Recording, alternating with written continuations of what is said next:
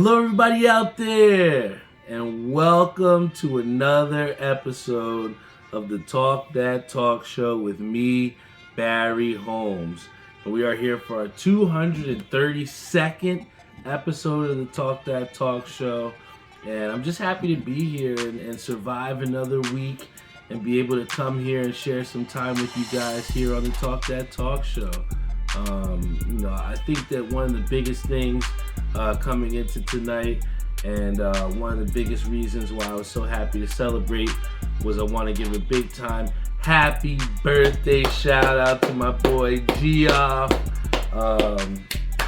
He's been one of my best friends for decades, and I've been through a lot with my boy Geoff. We've seen some good times, seen some great experiences. I've done plenty of things, and I think that, it's good to have good friends out there, but at some point, your friends also, become your brothers. And, for how Geoff has supported me through, various points of my life, and, giving me sound advice and just been there to listen. It's funny, my mom and Doc, they joke all the time about how me and Geoff will just be on the phone just talking. And I think that, that's the type of friendship that I'm glad to have, for the rest of my life. And, to give a great birthday shout out to my boy Geoff.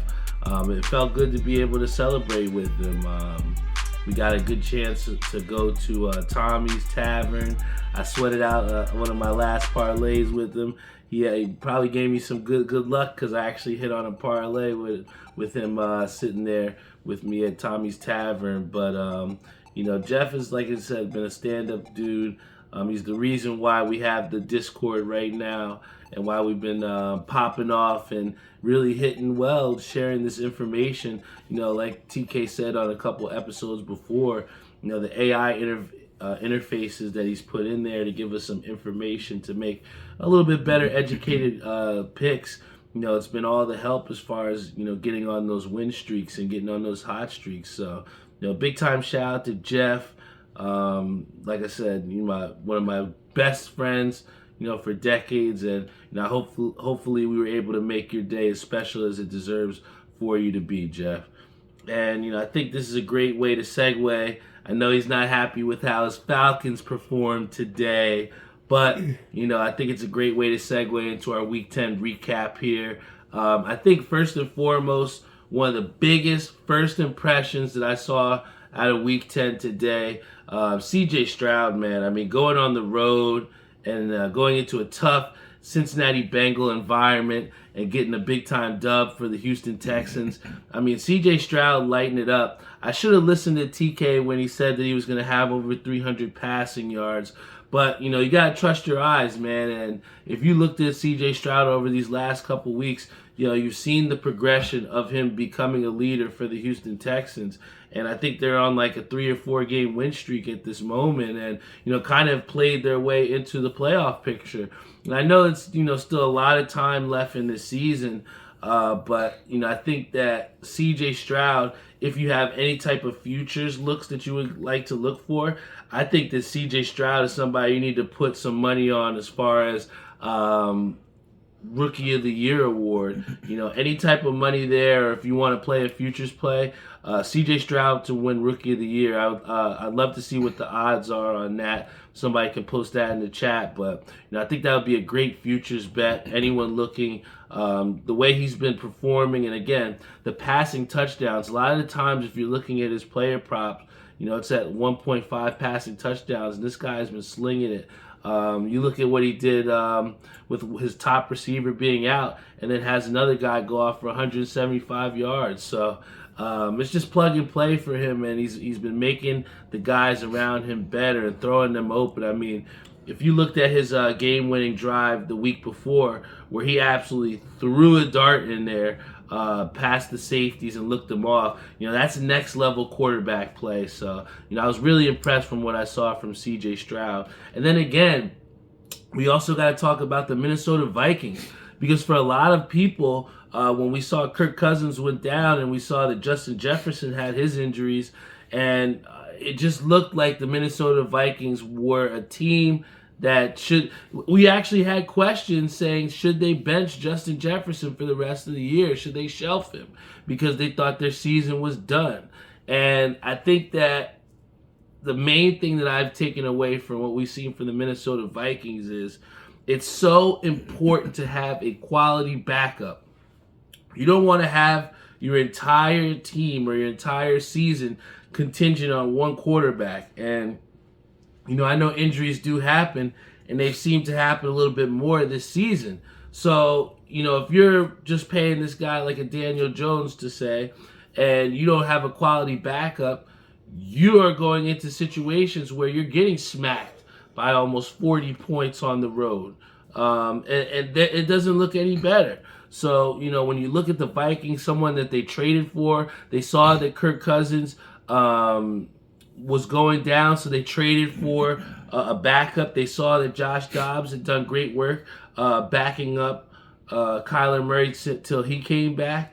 And then he got himself a job in Minnesota, and he's been killing it for him. He played them back into the playoff picture. Now, will the Minnesota Vikings win that division? Probably not, because Detroit looks very, very good. But, to say that the Minnesota Vikings are out of the playoff picture, considering how many wild card teams we have now, I think there would be a stretch to say that the Minnesota Vikings are not a viable option in the playoffs. And Joshua Dobbs, you got to take your hats off to this guy to be able to play the way he has. And I think that, we can look at someone like a Kenny Pickett, right? Someone who is the backup and has had the chance. And what we've seen, has he gone out there and won those games? Has he gone out and led that game-winning drive? This is a what have you done for me lately league. And what I've seen in the last 2 weeks from Josh Dobbs, a guy who didn't even know his teammates' names, to go out there and win a game for them, get key third down opportunities, go forth and get first downs on fourth down. Joshua Dobbs has shown that he's a guy that can win games. And I think for, anybody else out there who's listening in, maybe somebody younger who's been on the bench, you wish that you were out there playing. I think you really need to look at Joshua Dobbs and look at how he was able to stay ready. Here was a guy out of Tennessee who was highly touted. He beat my Virginia Tech Hokies in a bowl game. And, Joshua Dobbs is somebody who I knew, coming from watching a lot of SEC football. And what we saw when he came in, he showed that he had, those strengths and he had some successes, but we didn't really know, could he lead a franchise, right? So now when you have injuries to two quarterbacks and Kyler Murray, he gets an opportunity in Arizona, kills it, now gets an opportunity to finish out the year for Minnesota. For young athletes out there that are not starting, I think you really need to look at this guy and show why it means to be ready. If you stay ready, you don't have to get ready.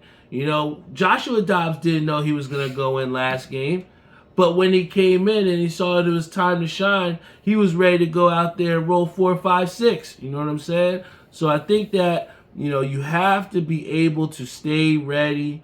And, you could say that in terms of anything. I know I was talking to my girlfriend before about, trying to dress for your next job. If we're trying to advance and move forward, you got to move a little bit differently. So, again, when you're looking at it and you're looking from a perspective of the football, it's interesting when you have these guys that have opportunities and you see that they fail. I look at Jimmy Garoppolo, somebody who had the opportunity, got paid to be that guy in the Raiders, and now has been relieved of his duties midway through the season. So not everybody gets a second chance. So when you do get those opportunities, you have to make the most of them. And what Joshua Dobbs has shown me is it's so important to stay ready.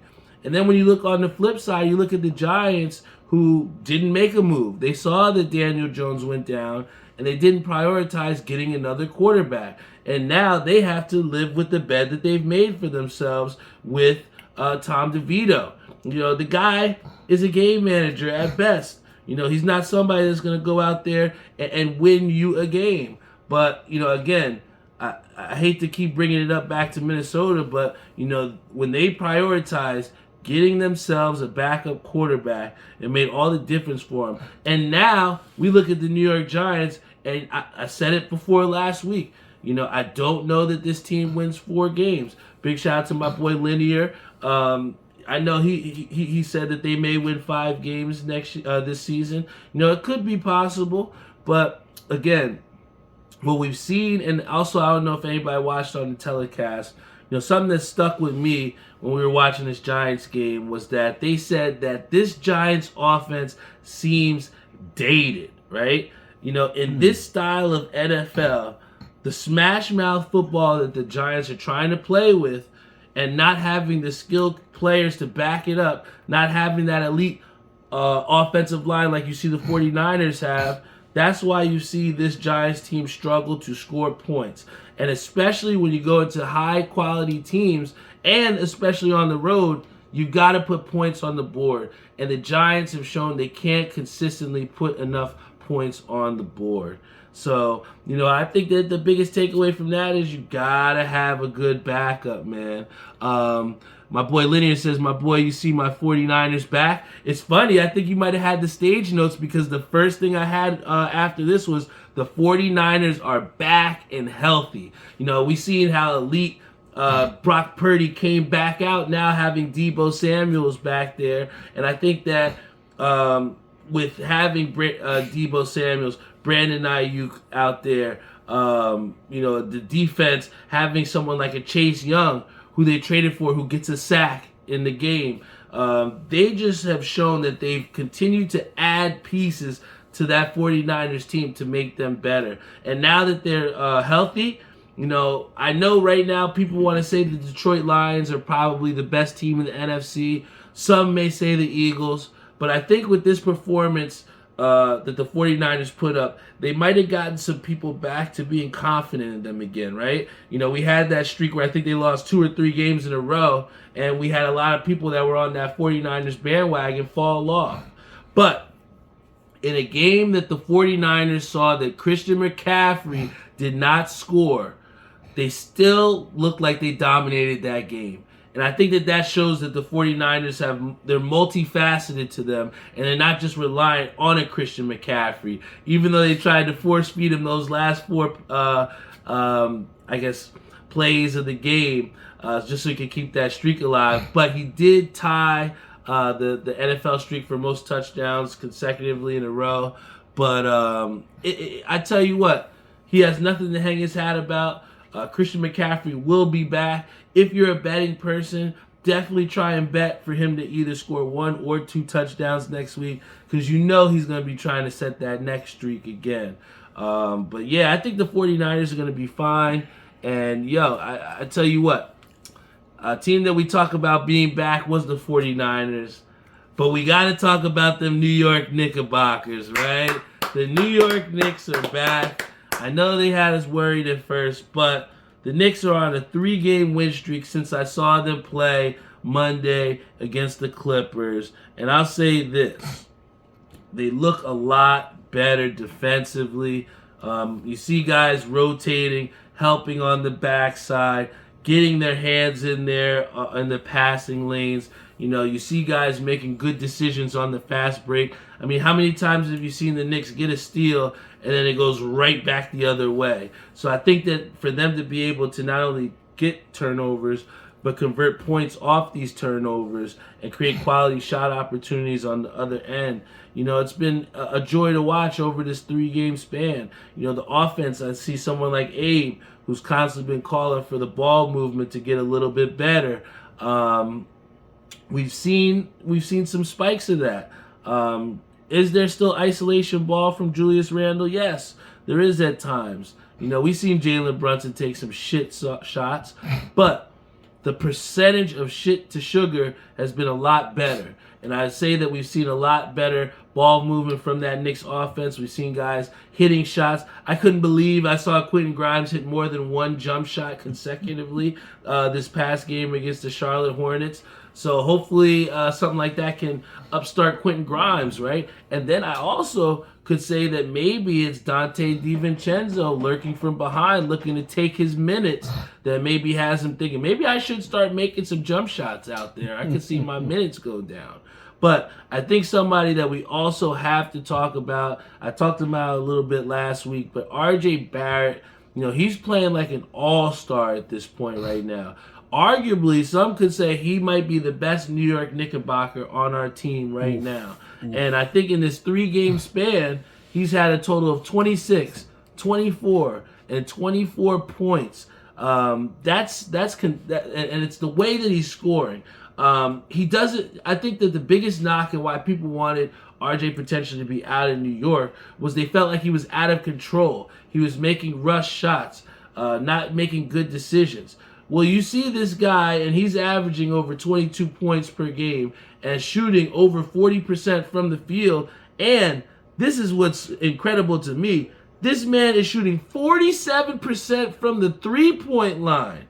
47% from the three-point line. Somewhere where, remember, when he was drafted, when I was in Barclays, and they drafted RJ Barrett, they talked about his shooting being a detriment.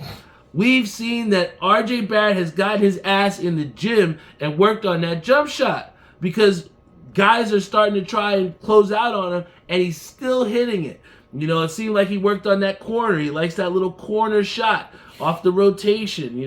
I see Julius Randle, potentially looking for him. I see, Jalen Brunson, even though he hasn't had those big offensive performances that we're used to every game, he's been trying to create for those guys. And what we've seen is the role players stepping up. We see Linear say, Quickly is the best on y'all team. No. I do like Quickly. I think that he's good for the role that we need him in. He's a great spark plug off the bench. Is he the greatest defensively? No. But he's a guy that gives you effort, heart, and at times, he can facilitate and stabilize that offense a little bit, because what we've seen off that second team, Josh Hart is a good guy to bring the ball up and pass the ball, but as far as creating offense and facilitating the offense for the Knicks, outside of Jalen Brunson, Emmanuel Quickly is that guy. So, I like him in the supportive role, but I think right now, if you look at the stats, if you look at the effect, if you look at defensively, you got to look and say RJ Barrett is the best Knick on the team right now. And I think that the biggest test for this Knicks team is going to be against the Boston Celtics tomorrow.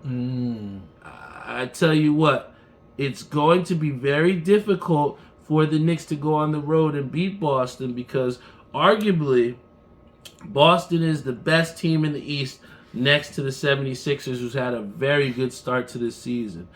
I was there in Boston last year when the Knicks got a big-time win in overtime over the Celtics. So the Knicks can do it, but it's going to come down to what have they done through this 3-game win streak that gives you confidence to say that the Knicks can win in Boston. And for me, it's going to be they have to keep that defensive pressure and that defensive intensity for not just one quarter, but for 4 quarters. I want to see the Knicks on their toes, in the passing lanes, and playing similarly like what they did tonight this morning against the Hornets. I want to see that for a 4-quarter game against a high caliber team. And what we saw against the Knicks for 12, 24, 36, 48, for 44 minutes of that game against Boston, the Knicks had played excellent basketball. But for the last 4 minutes of that basketball game, they lost it to Boston. So, when you play these elite teams, you can get by against the Chicago Bulls playing 3 quarters of great basketball. You can get by, playing against maybe the Oklahoma City Thunder, playing a solid 44 minutes of basketball. But today, in this era right now, going against that Boston Celtics team who's gotten better in the offseason, Jason Tatum was potentially playing an MVP caliber against that type of basketball team. You need to play 48 minutes. And that is what I'm looking for from the Knicks tomorrow. Can they compete for 48 minutes? And that's what they've, done over this span of this 3-game win streak. But I think that, playing 48 minutes is a great way to segue, how I was able to, bowl this past week. And, for me, I had some great points of these sets over this past week, but it didn't amount to the results that I was looking for. And throughout this season, this last week was probably my most challenging week. I struggled on Tuesday, shooting around in the 550s. Shot, I think, on Wednesday under 500 for the first time all season. So I think it was good to get a mental reset. Me and my girlfriend, we went to Atlantic City, had a great time, had some good food, Carmine's. Got to stop at one of my favorite dispensaries on the way, so that was good. We just took some time to enjoy each other and enjoy our time together. And I think it was that relaxation that kind of put me in the right frame of mind. Shout out to my boy Josh Brewer, who says, keep going, my guy. Love what you're doing. Yo, big shout out to you, bro. Miss you, man. Again, it was a great time to be with my girlfriend. She just commented and said had the best time in AC. And oftentimes, when you're in the funk, you have to look to the people that mean the most to you to kind of help you get up out of that funk, man. And, for me, going to Atlantic City with my girlfriend, kind of unwinding, kicking our feet, being in a place that isn't home, that was good for me. And I think that, coming back into the bowling season this week, and I think I'm going to be nice and refreshed. The arm's going to be good to go, and I'm going to be in a great mental spot. My boy Linear said, "Thanks, GM, for making my boy happy." You know the vibes. You gotta do that, man. And I think that again, happiness is key. When you work hard, when you're putting the hours in a job, clocking in, trying to spend your time so that you can enjoy to the max. It's important when you do get those times off to enjoy and to maximize that time. So I'll definitely be ready. This last week does not define me. I tell you what, it does not define me when you bowl like crap. All you gotta do is just come back harder the next week. And I'm excited to get on the lanes and show that I'm still dangerous out there. And then, to culminate everything to a point where we had our grand opening on Saturday. It's been a journey over these last 2 weeks. Soft opening with Cloud9, the dispensary that I work at. But it was a great feeling to have the grand opening and have my whole family out there to support. And my mom came out, my dad came out, my girlfriend Ashley came out, my sister Tori, TK, my brother Tyree, Ish came out and helped. My dad came. When you looked at it, it just felt good to have people that mean the most to me supporting me in my next venture. And one of my favorite things, my sister got a picture and a video of me taking care of a customer, and you could just see the look on my face, the happiness, doing something that I wanted to do and something that I feel like I'm good at. So I feel like I'm in a position, not like a nurse per se, because nurses, they have an incredible job that they do, and just going to see my girlfriend's Uncle Bobby, how they've been able to take care of him and nurse him. I have a great appreciation for nurses, but I think one of the great things that makes them good at what they do is being able to help people and lead them in the right direction and help them and make suggestions for their overall health.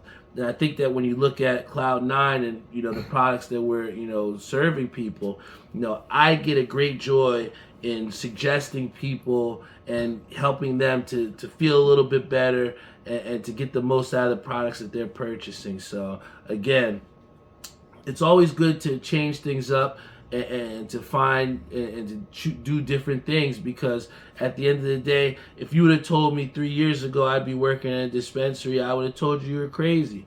But, the thing is, if you keep your eyes open, if you keep your ears open, and keep yourself receptive to opportunities, you never know what can happen. I have multiple owners from different dispensaries that are partners at the ones that we were at, asking me how far away that I worked, and would I be potentially interested in working if they expanded. So you never know what type of opportunities can come. You just have to keep putting your best foot forward. One of the best things that my mom ever said is you never get a second chance to make a first impression. So I think that I've tried to maximize that phrase and just be the best version of myself to whoever I encounter, no matter whether it's me still wiping the crust out of my eye trying to pick up coffee at Dunkin' Donuts in the morning, or whether you see me at Tommy's celebrating Jeffrey's birthday. You're still going to get the same Barry, you're still going to get that same energy. So I think that is what translates to the success that I've had at this job, to where I've had the energy to help people to get the most out of their experience, and to work with people that again, I enjoy working with. I mean, how many times have you worked with people where you're like, fuck, I gotta shift with this guy, man. He is so annoying. I can tell you it's happened to me at multiple jobs. So to be with people that I work with, that I do enjoy time with, that help, that make you feel like you're not on a plank, walking the plank by yourself, that's a team that you want to be a part of. So, it's refreshing to see that, and I'm happy to be a part of that. So in closing, it's been a great week. I'm excited. I definitely want to get some rest because I got to work a double tomorrow. Not exactly the best thing, but you got to work if you want to get and play hard. I like to play hard, so as long as you work hard, you can do whatever the hell you want to do on your off time. So one of the things that I definitely did, as it gets closer to nationals, I know it's a long way away, but I always like to take a look at what's going on in Las Vegas, so that when we go out there, kind of take some things as to what to look for. But I did see in the news that UFC is going to be coming to the Giant Sphere in 2024. So if you don't know, there's a giant attraction in Las Vegas. It's this Giant Sphere. It's owned by James Dolan. It's a part of the Madison Square Garden network, but it's called the Sphere, and it's this giant it's like this big dome that they do massive advertisements off from the outside, but on the inside it's an actual concert hall and a big venue, event space. So UFC has really, they said, I think it's towards Mexican Independence Day, they want to aim to have something in the Sphere. So I think that's going to be great, because we haven't really seen a big, major type of traction. I know that Dana White said he saw a U2 concert there and he really enjoyed it, but U2 and a UFC extravaganza are definitely two ends of the spectrum. So if we see some success from the Sphere, who's to say that we might not see an NBA in-season game at the Sphere, right? So I think that it opens up massive opportunities, and we should look to the future as to what could happen from UFC being at the Sphere. So if you want to, take some more information and look about that, because I tell you what, if something is at the Sphere, when we go down to Las Vegas in July, I definitely want to take some time out and see if we can catch either a concert or something at the Sphere, because anybody who's been inside there has said nothing but good things. So on that note, I love you guys. Thank you so much for tuning in to the Talk That Talk show. Talk that talk! Each and every week. Before I hop off the air, I also want to shout out my dad. I missed his 709 series last week. 704. 704. I want to shout him out because he was a part of that Wednesday night team that held me up when I shot 500 under. Thank you. So, again, Pops has had some success these past couple weeks, picking it up, shooting some higher score, trying to get over that 10-pin drop. But again, we talk about endurance and we talk about perseverance and not giving up. And I think that we can look towards Pops, especially from the bowling community, and seeing someone like Pops who is really a walking 220. And what we've seen from him is him trying to get back to that space. So, as you start to see those scores, and kind of like what happened to me in the month prior, where I had to prove to myself that I could do this still. And I think Pops has hit that point where he's kind of shown to himself that he's still a killer. And, to be teammates with this guy, for year in and year out, and have him pick me up at times where, I can't shoot the side of a barn. That's what family's about, and that's why even in last Thursday when our team got swept for the first time this season, I had no worries in the world, because when you have a team like we do, and family that looks out for each other, has each other's best interests at heart, and above all, we have fun. I think a lot of times you see people at the bowling alley and they don't look like they're having fun out there. Like it's paining them to throw the bowling ball. And I want you guys to look at me and tell me this. If I ever get to a point where I'm not out there having fun, laughing, smiling, doing what I do, showing emotion, being Barry Holmes Jr., then tell me to put my shit up and go home. Because if you're not going out there trying to do 110%, having fun, enjoying your time out there, then what are you doing it for? So, I just enjoy not only bowling, but spending my time here with you guys on YouTube, Spotify, Google Podcasts, Apple Podcasts, iHeartRadio, Stitcher, every streaming platform that we have. I just love sharing some time with you guys, and I love hearing from people like Rodis, who hit me up on Facebook and tell me about some of the things that they like and some of the things that they're looking forward to. And one of the things he asked me in last episode, before I get off the air, because I promised him I would answer this, but one of the things he asked me about was, what do I think about the Jacksonville Jaguars? And I think this is a great point, because up until they played the 49ers, I would have told you that they were a huge AFC contender. But I think what we saw from the Jacksonville Jaguars today is just how normal they are when they can't run the football. I think what we've seen is Trevor Lawrence, he's almost like, he kind of reminds me of like a diet Eli Manning in a way, because Eli Manning was, he was brutal on that play action. He loved to hit you deep ball passes on the play action. And Trevor Lawrence is at his best when he's off that play action. And I think that, to establish that, you got to be able to run the ball. We saw that Travis Etienne didn't have his best game today and wasn't really utilized, well. He didn't even get a touchdown. So I think that when you talk about the run game, the Jacksonville Jaguars are a great defensive team that just couldn't stop the 49ers today. And when you're not getting the run game established to where you can get Trevor Lawrence comfortable, I would say that the Jacksonville Jaguars are a team that's not built to come from behind. So, when you look at a lot of these teams, and when you're looking at playoff teams in the NFL, I looked at these teams and say, if this team is down 15, 16 points, can they come back and get the dub? And that is what, I guess for me, can signify those super dangerous teams. Like, I feel like, the Miami Dolphins, for a lot of times until they played the Chiefs, were deemed super dangerous because they could put points on you in a jiff. I mean, look what they did to the Jaguars last year, right? So, that offense is definitely lethal. But, you got to be able to show that you can get it done. And, in these big-time games, the Jaguars have shown that they are promising, but they still have a little bit more work to do to become an elite team in the AFC. So that is the last question I will answer here on this Talk That Talk show. Big shout out to Rodis for that question. I told you I was going to answer it, brother. I promise you. And that's something that I think that everybody else should look out to. If there's anything that you want me to answer, please don't hesitate to message me. If you have my number, hit me up, call me, text me. It don't matter. I'll answer it. For those that have me on Facebook, send me a message. Let me know what you want me to talk about.